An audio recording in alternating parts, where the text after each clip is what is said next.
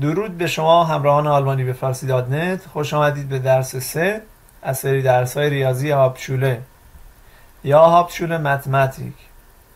خب در درس 2 گیویشتر رو کار کردیم تا یه حدودی و به دلیل اینکه ویدیو طولانی شده بود ادامه ندادیم و تصمیم گرفتیم که در یک درس دیگه ادامه کار رو کار بکنیم.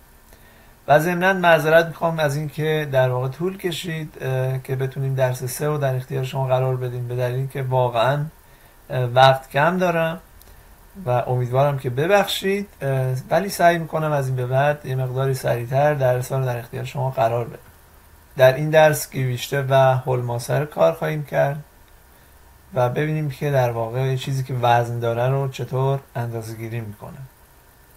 خب در واقع ممکنه همونطوری که در 2 تا درس قبلی عرض کردم یه مقدار بیسیک و در واقع ساده باشه برای یه سری از دوستان، حتی خنده‌دار، ولی به ترتیب سخت شده میره. به عنوان آموزگار من وظیفه‌مه که در واقع از همون ابتدای کار بریم جلو. اوکی. خب برای مثال 2 کیلوگرم مساوی با 2000 گرم، یعنی هر کیلو 1000 گرم. 1 کیلو مساوی با 1000 گرم، بنابراین 2 کیلوگرم مساوی به 2000 گرم. یا 6.5 کیلوگرم مساوی با 6500 گرم. هر کیلو، بذارید این رو من در واقع 1 کیلو بذارم که بتونید راحت‌تر در واقع این رو بسنجید. خب 17 کیلو و 300 گرم مساوی به 17300 گرم. یا 23 کیلوگرم مساوی به 23000 گرم. خب یا 0,150 کیلوگرم ist gleich 150 گرم. خب چون 150 از 1000 دیگه 1 کیلو 1000 گرمه، درسته؟ اینجا چون 150 بعد از کمه قرار گرفته، در واقع 150 تا از 1000 تاست دیگه. اینجا اگر یه دونه 1 بذاریم میشه 1 کیلو 150 گرم، چون اینجا صفره، بنابراین و این عدد بعد از کمه قرار گرفته، بنابراین نتیجه میگیریم که این 150 از 1000 دیگه. اوکی، پس 150 از 1000 میشه 150 گرم. 1000 گرمش 1 کیلوه و 150 از 1000 میشه 150 گرم. خب اینجا برعکس دقیقا 6000 گرم مساوی به 6 کیلوگرم، 17000 گرم مساوی به 17 کیلوگرم، یا 500 گرم مساوی به نیم کیلوگرم، یا 0,5 کیلوگرم. اوکی، 48 گرم یا 48 گرم ist gleich 0,048 کیلوگرم، یعنی 48 از 1000. یا 1 گرم ist gleich 0,001 کیلوگرم، یعنی 1 از 1000، 1 هزارم. ببینیم که 1 تن چقدره دیگه. ببینید در تصویر 1 تن مساوی به 1000 کیلوگرم. اینجا 1 کیلوگرم بود 1000 گرم و اینجا 1 تن مساوی به 1000 کیلوگرم. یا 17 تن مساوی به 17000 کیلوگرم. 4.5 تن مساوی به 4500 کیلوگرم.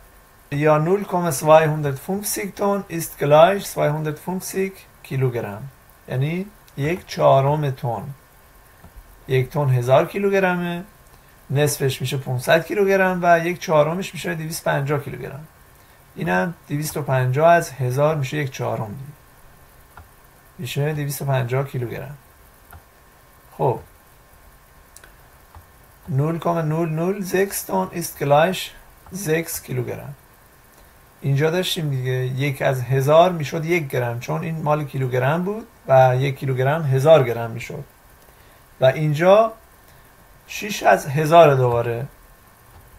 اگر این رو کیلو در نظر بگیریم میشه 6 گرم. کاور داریم میشه 6 گرم.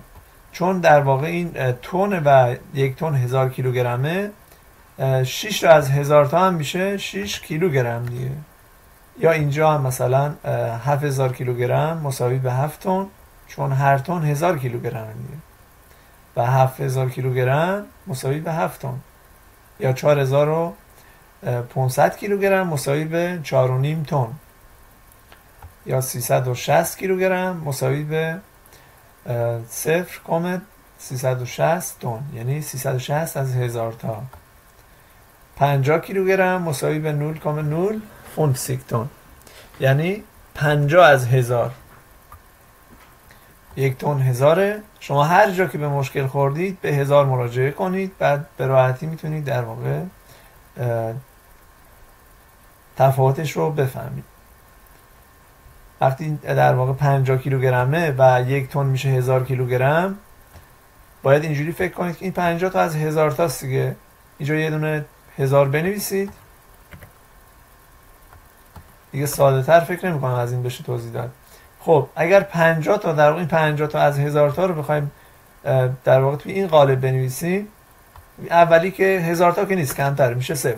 حالا بعد از خونه اولم که 0 چون 50 است دیگه، دو رقمیه، از 50 اینجا قرار میگیره دیگه. 50 تا از 1000 تا 0.050 تن است gleich، یا در واقع 50 کیلوگرم مساوی به 0.050 تن. اوکی.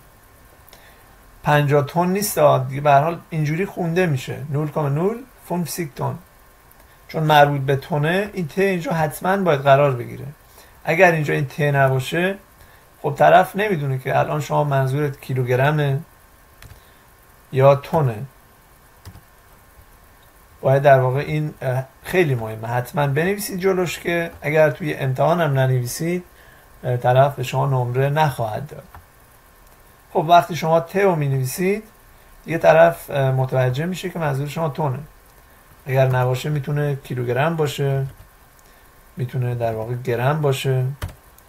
پس بنابراین این خیلی مهم که اگر دارید راجع به کیلوگرم صحبت میکنید یا در واقع اون متن یا تست راجع به 1 کیلوگرمه، حتما کاگه جلوش بنویسید. اگر تن ت بنویسید، یا اگر سانتی متر یا میلیمتر حتما بنویسید جلوش. 126 کیلوگرم ist gleich 0,120 تن. خب ببینید که 1 لیتر چقدر کوبیک سانتی متر میشه. ببینید که 1 لیتر میشه 1000 کوبیک سانتی متر، و بنابراین 3 لیتر هم میشه 3000 یا 3 لیتر ist gleich 3000 کوبیک سانتی متر. ein halb یا در واقع نیم لیتر ist gleich یا مساوی به 500 کوبیک سانتی متر. یعنی نیم لیتر وقتی 1 لیتر 1000 میشه، پس نیم لیتر هم میشه 500 کوبیک سانتی متر. یا ein Viertel یا به عبارت 1/4 ist gleich 250 کوبیک سانتی متر، یا در واقع 250 از 1000 که 1/4 میشه. و اینجا هم برعکس دقیقا 750 کوبیک سانتی متر ist gleich 0,750 لیتر. خب یا 2000 کوبیک سانتی متر ist gleich 2 لیتر. 300 کوبیک سانتی متر ist gleich 0,300 لیتر. 100 کوبیک سانتی متر ist gleich 0,100 لیتر، چون از 1000 دیگه، 100 تا از 1000 تاست. خونه اول که خونه 1000مه 0 میاد، چون در واقع 1 لیتر نیست، 100 تا از 1000 تاست. اوکی. یا 19 کوبیک سانتی متر ist gleich 0,019 لیتر، 19 تا از 1000 تا. خب دوستان عزیز، به این ترتیب در واقع بحث گیویشته هم به پایان میرسه و در درس 4 انشالله باز با یک موضوع جدید در خدمتون خواهیم بود. تا درس بعد، بدرود. چوز.